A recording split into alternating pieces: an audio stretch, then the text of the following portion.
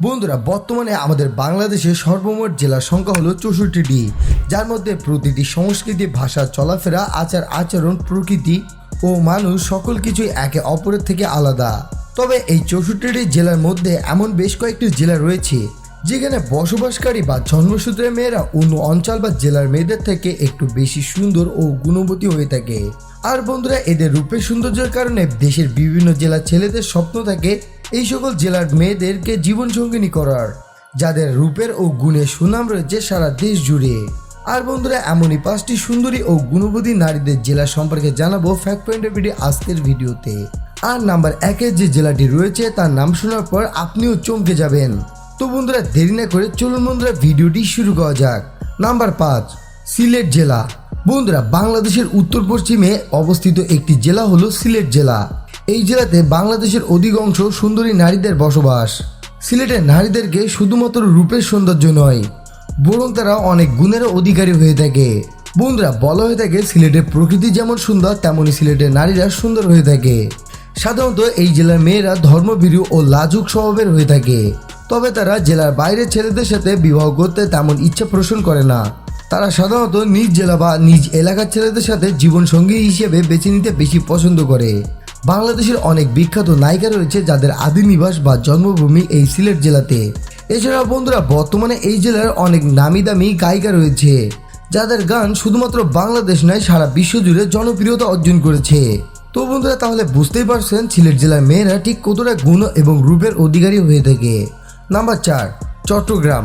বন্ধুরা, বাংলাদেশের দক্ষিণ পশ্চিম ও সর্ববৃহৎ জেলা হলো চট্টগ্রাম জেলা। এই জেলাতে অনেক সুন্দরী গুণবতী অভিনেত্রীদের আদি নিবাস। আর তাদের মধ্যে অন্যতম হলো পূর্ণিমা, পিয়া, বিপাশা সহ আরও অনেক সুন্দরী অভিনেত্রীদের। বন্ধুরা, সাধারণত চট্টগ্রামের মেয়েরা ফর্সা ত্বক ও লম্বা চুলের অধিকারী হয়ে থাকে। স্বভাবগত দিক দিয়ে তারা লাজুক প্রকৃতির ও সাংসারিক হয়ে থাকে।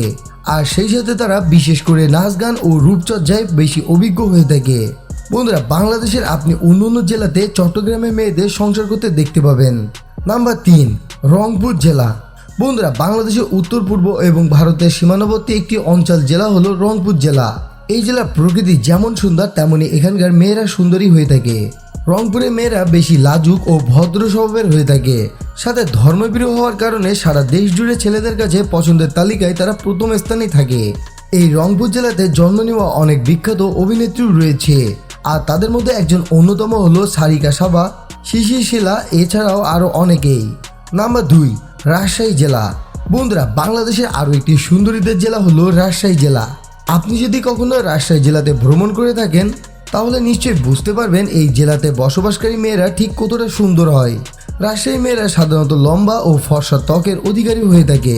তাদের চোখে ডানা কাটা চাউনি ও মেয়েদের মুখের মিষ্টি হাসি যে কোনো ছেলের মন কেড়ে নিতে পারে। বন্ধুরা, বাংলাদেশের অসংখ্য জনপ্রিয় অভিনেত্রীদের জন্মভূমি এই রাজশাহী জেলাতে। আর তাদের মধ্যে অন্যতম হলো নায়িকা মাইয়া মাহি, তিশা, বিদ্যা সিনহা, মিম সহ আরও অসংখ্য অভিনেত্রীদের জন্মনিবাস। তাহলে নিশ্চয়ই বন্ধুরা আপনারা বুঝতে পেরেছেন রাজশাহী জেলার মেয়েরা ঠিক কতটা সুন্দর হয়ে থাকে। নাম্বার 1, বরিশাল জেলা। বন্ধুরা, বলা হয়ে থাকে বাংলাদেশের সবথেকে বেশি সুন্দরী রমণীদের বসবাস এই বরিশাল জেলাতে। এই জেলার মেয়েদেরকে আপনারা অলরাউন্ডারও বলতে পারেন, কারণ তারা শিক্ষা, গান, অভিনয় সকল কিছুতে দক্ষ। এই জন্য একাই 100। আর রূপে তো বলার কোনো কিছুই কমতি নেই।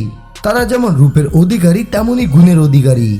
আর বন্ধুরা, আপনারা লক্ষ্য করলে দেখতে পাবেন এই পর্যন্ত বাংলাদেশের জাতীয় ক্রাশ যেসব মেয়েদেরকে বলা হয়েছে বা যেসব মেয়েদের রূপের গুণে পাগল হয়েছে হাজারো ছেলে, তাদের একটি বড় অংশের জন্মনিবাস এই বরিশাল জেলাতে।